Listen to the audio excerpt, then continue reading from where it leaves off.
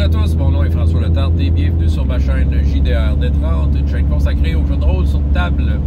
Une vidéo liste RPG Week saison 3 épisode 2. C'est facile de se retrouver quand on est juste rendu à l'épisode 2. Puis c'est un objet magique innovant, là, ouais. La barre est haute, Bruno. Le lien d'ailleurs de sa vidéo est en bas si vous voulez répondre. Mais hey, moi j'ai l'impression que tout a été inventé, là. Fait que je pense que ça va être... Je sais pas à quel point ce que je vais vous présenter est super original et innovant.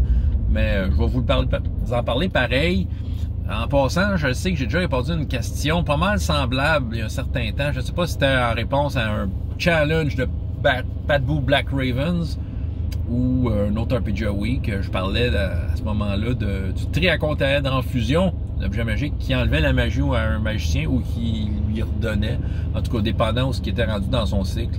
Sans aller dans les détails, là, si jamais vous êtes vraiment intéressé, je vais essayer de mettre le lien en bas, ou si j'oublie, en tout cas, vous m'en parlerez. J'essaierai de vous trouver ça. Mais c'est pas de ça que je vais vous parler. Comme je dis, la barre est haute, fait que je sais pas à quel point c'est original, mon affaire. C'est dans ma campagne RPGS que je fais avec ma gang à la maison. On utilise Ptsis. Puis, j'ai créé le miroir des cellules des oubliés. Okay? Comment ça marche? C'est qu'en fait, bon, les personnages dans l'histoire, ils étaient prisonniers, ils essayaient de s'évader d'une prison qui était complètement psychédélique. Puis, dans une des sections, c'était les cellules des oubliés. Les prisonniers n'avaient pas de visage.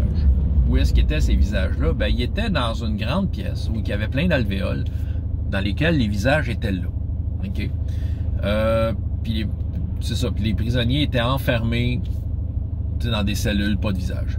C'est à cause du miroir des cellules des oubliés. Ce miroir-là, qu'est-ce qu'il faisait? C'est qu'en fait, quand il y avait un prisonnier qui arrivait, en fait, les geôliers forçaient le prisonnier à regarder le miroir et les prisonniers perdaient son visage, ils se retrouvaient dans une alvéole.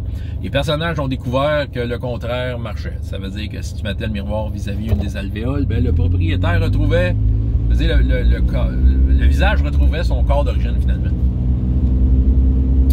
Donc, c'est ça. Fait que même d'ailleurs, ça a été une source de danger. Tu sais, à un moment donné, les ennemis ont essayé de mettre le miroir devant les personnages pour qu'ils perdent leur visage. Ça n'a jamais marché. Mais reste que, tu sais, le danger était potentiellement là. C'était quelque chose que je voulais pas l'aider. C'était quelque chose pour l'ambiance, surtout. Fait que, tu sais, c'est ça. C'est juste ça, l'objet, c'est quelque chose qui enlevait le visage ou qui le remettait. Tu sais, c'est sans plus. C'est pas plus compliqué que ça. À quoi ça servait?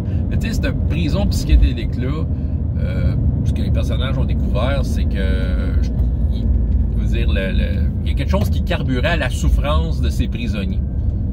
Fait que probablement que le côté psychédélique de la chose, c'est qu'ils trouvaient tout plein de façons cruelles, étranges et magiques de torturer ou de faire une certaine forme de souffrance physique, psychologique aux prisonniers, tout en essayant de les maintenir en vie pour que ça carbure le mal qu'il y avait dans cette prison-là. C'est un peu ça la définition. Fait que je sais pas à quel point c'est super original mon affaire. Moi, je trouvais que dans l'histoire, ben, en tout cas, ça apportait quelque chose de différent d'habitude, puis un certain petit niveau de danger. Les personnages ont essayé de casser le miroir, ils n'ont pas réussi.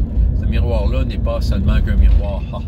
C'est un objet magique un peu spécial qui se casse pas de même. Ça prenait quelque chose d'un peu plus. De toute façon, ils sont partis de cet endroit-là, ils se sont évadés, ils ont laissé le miroir là. Voilà.